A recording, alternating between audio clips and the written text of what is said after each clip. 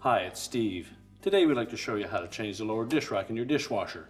Obviously it's a really easy job to do, and the reason you would be replacing it normally is because you've got the finish chipped off in places and you're starting to see some rust on your dishes. Now, to prolong the life of your dish rack, we suggested to use extra caution when loading the rack, and particular pay attention to sharp items to make sure that we don't cut into that finish. Let's show you how we're going to do this. To do this repair, we're simply going to open the dishwasher up, slide the old rack out, we'll remove the cutlery basket and set that aside. And if your model uses a center mounted spray arm, we'll need to remove that as well. There's typically a friction fit on there, so we need to just twist it counterclockwise, drop it out from the bottom. We can then discard the old rack.